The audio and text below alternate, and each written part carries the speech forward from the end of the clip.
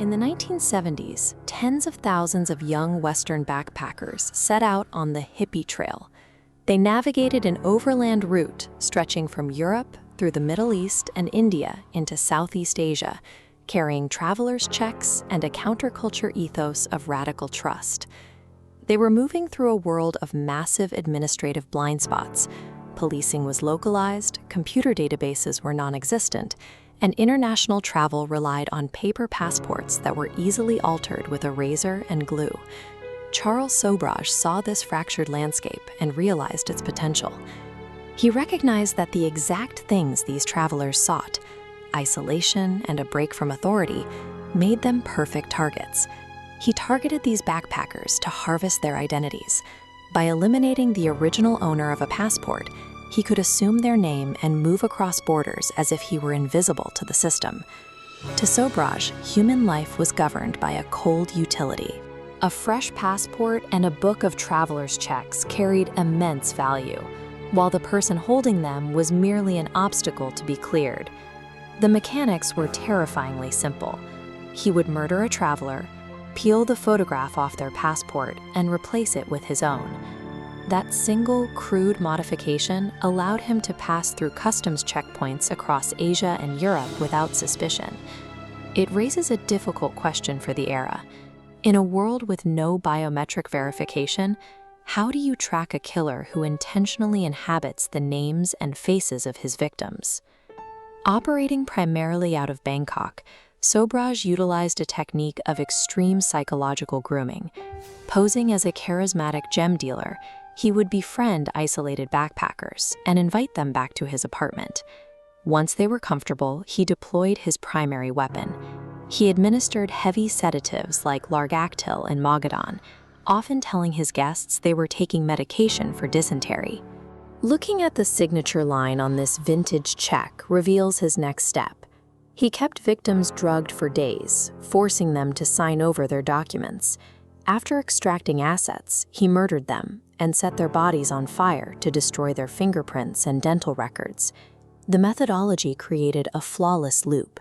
He destroyed the physical human being specifically to inhabit their financial and travel documents. The only real threat to this system was Herman Knippenberg, a junior Dutch diplomat in Bangkok, who began a private inquiry into two missing tourists from the Netherlands. The dynamic between the two men was a study in opposites. Sobhraj relied on chaos to outrun his crimes, while Knippenberg was a patient bureaucrat, weaponizing his filing cabinet to build a timeline. Knippenberg's first major breakthrough happened at the morgue.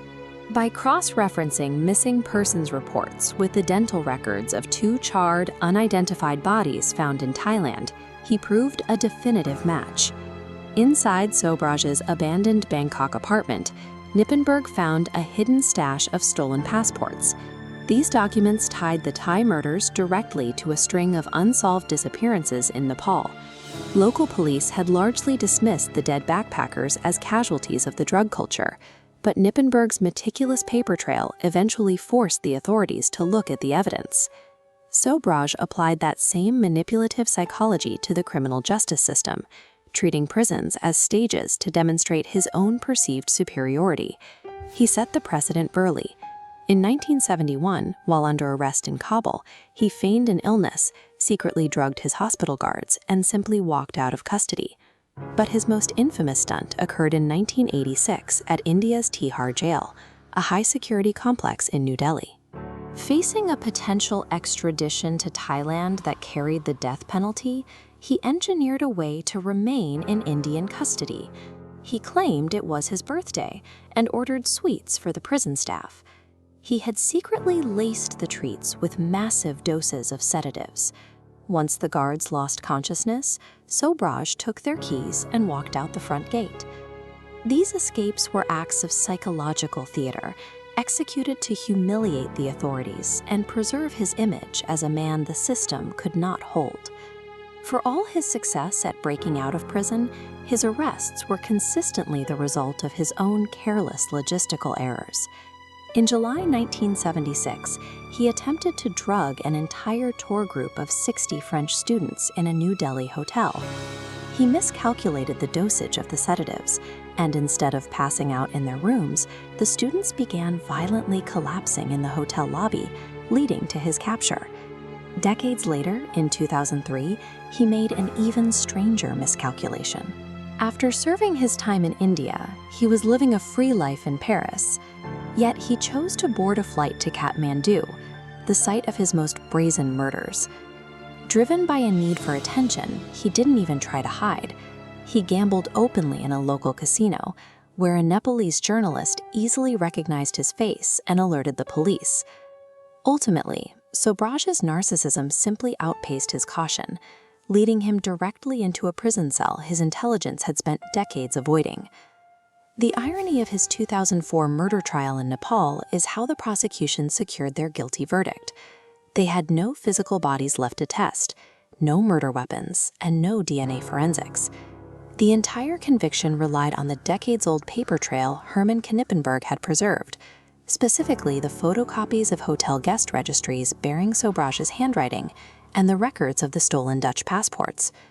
Sobhraj left prison in December 2022 under a humanitarian release mandated by his age and a failing heart. Charles Sobhraj exploited the analog blind spots of the 1970s with ruthless efficiency. But in the end, the identities he stole were outlasted by the meticulous permanence of a bureaucrat.